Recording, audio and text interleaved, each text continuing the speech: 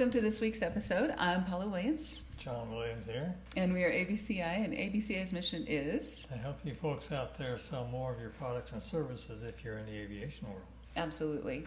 And we do sales coaching. That is one of the things that we do with people.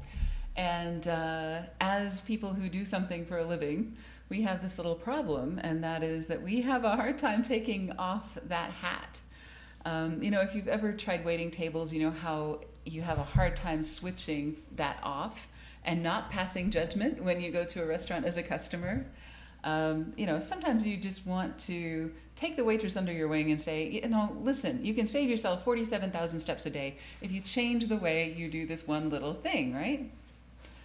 And of course, we teach the Aviation Sales Fundamentals course, and we teach our clients how to make more sales. Mm-hmm. Okay. So sometimes that coach hat just finds itself stuck on your head. At least I find that coach hat is stuck on my head, and you do too. Yeah. Sometimes it's so disgusting to listen to people screw up a sales approach, especially when you're trying to buy. Exactly. So tell us about what happened. Well, we have a network accessible storage device. And the company that made it years ago is now out of business, so I'm looking for another one. And I want it to be solid state, faster than this one is, et cetera, et cetera. And I did some research and found a device that I want to consider. And I made an appointment to talk to these guys, and all they want to do is qualify. It's not time for that, I want to know what this thing does before I'm even going to be halfway interested in tell you. I mean, you already know I'm the CFO, and you already know we're a thriving company. What more qualification do you need? Mm-hmm. Well, they kept 12, and I said, man, I just want to tell them, you know what? This is not the way you sell. This is too early in the process, right? Exactly. So, let's back up and tell people what qualifying is in the sales process. You may be new to sales and you may not know. So at some point, after a customer approaches you, one of the first things you want to do, not the very first thing you want to do, is to find out if this is a person who is a qualified lead. Is this somebody that has the money, authority, and need? We like to use that acronym, MAN, money, authority, and need, to buy your product. And if they are a qualified prospect, then you can send them all kinds of goodies, and you can spend a lot of time with them, and you can do all of this stuff. If they are not a qualified lead, then you want to put them on a slightly different track, make sure they have all the information they need so that they can pass that along up the food chain or whatever they need to do to get to the person who's qualified, right? Exactly. So these guys were doing it too early in the process. And not only that, since I refused to give them the answers they wanted, they kept in a circle. So they kept doing that. They couldn't get off the script. No. And finally I told them, until I find out A, B, and C, I'm not going to answer your questions because you have no need to know. Exactly. Yeah, and it's the thing is, in the aviation industry, we have such a small pool of potential customers. So, if we were selling computer parts, maybe we wouldn't care quite so much about upsetting people because there's always another customer around every bush, But in the aviation industry, that is not true. We have a very small number of qualified prospects for whatever product or service we're selling, generally speaking.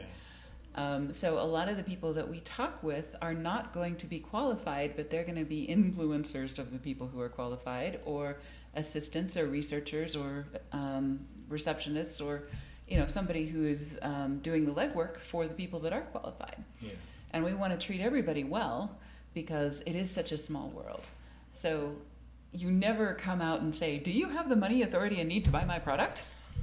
Well, and they were being obvious, about what they were doing, right? Yeah. The device appears to be far better and more capable than anything I had thought it would be. Mm-hmm. And it is yet to be proven to my satisfaction, but nonetheless, I finally convinced them to send me an email, and so now I've got to fill out a document and get it back to them, which I haven't done yet. They can wait. Mm-hmm. Yeah, exactly. And just the more they talked, the more irritated I became, and I didn't want to come right out and tell them they didn't know what they were doing. Right, exactly.